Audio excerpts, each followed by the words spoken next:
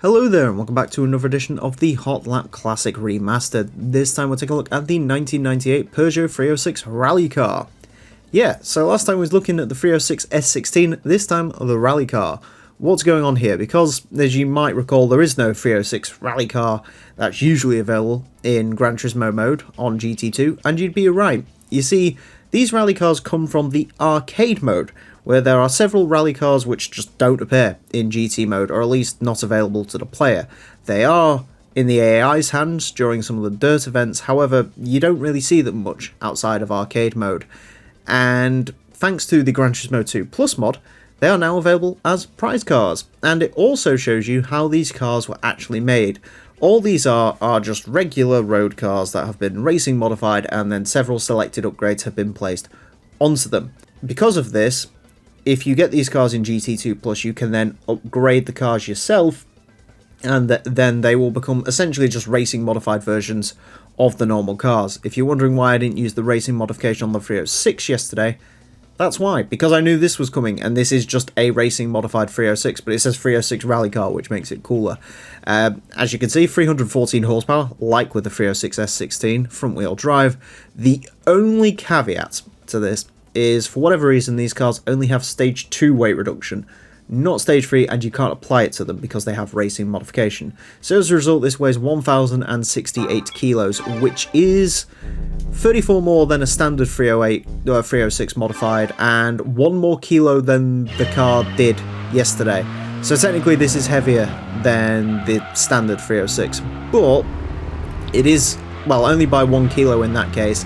And in terms of the cars going forward, it's only like an extra 30 kilos you're saving, which isn't really a lot, isn't going to make a huge amount of difference. And so as a result, anytime there's a racing modification that got turned into a rally car in the arcade mode, that's available in GT2 Plus, so for example stuff like the Megans, some of the Evos and stuff, I'll be using the rally car variants instead of the standard ones. So there you go.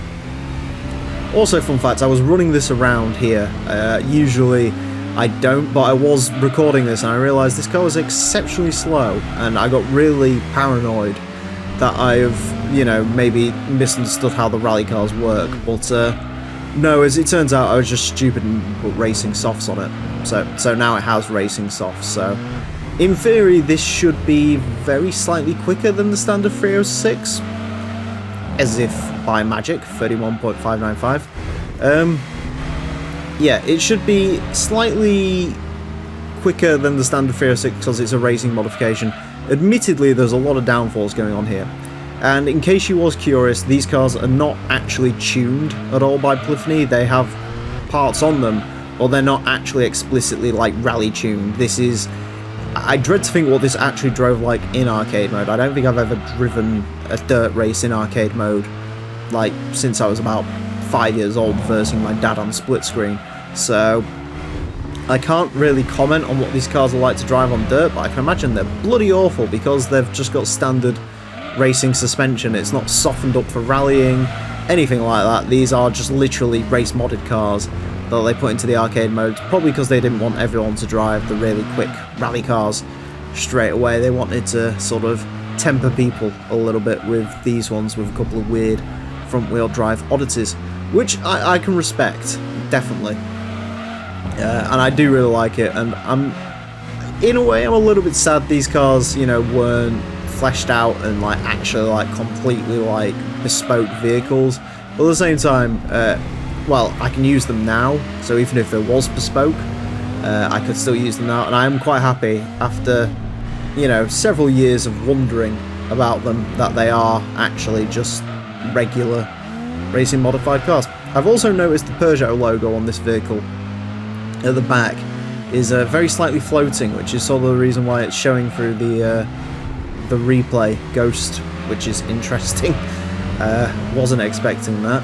So yeah, I suppose the other good thing with doing this with the rally cars is you get to see how much time racing modification actually saves. In the case of the 306, it's quite a lot, because the standard 306 was very tail happy. This one is much less tail happy.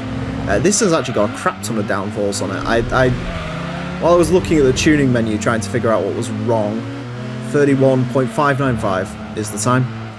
Yeah, while I was looking at the tuning menu to find out what was wrong, I realised the standard car has, I think it's 12 and 16 as downforce numbers. This has 27 and 42.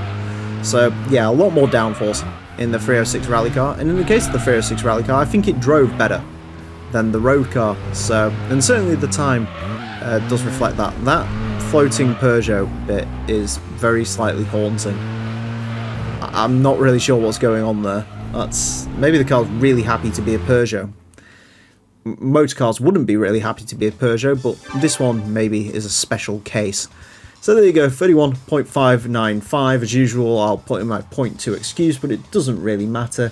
It goes into 9th place. It actually topples something else other than the 306. It beats out the Nissan Fairlady Z, which admittedly was only just a little bit quicker than the 306 by default. Yeah, not bad. About what I expected from racing modification, 0.1, 0.2 of a second in it between racing modified and non-racing modified.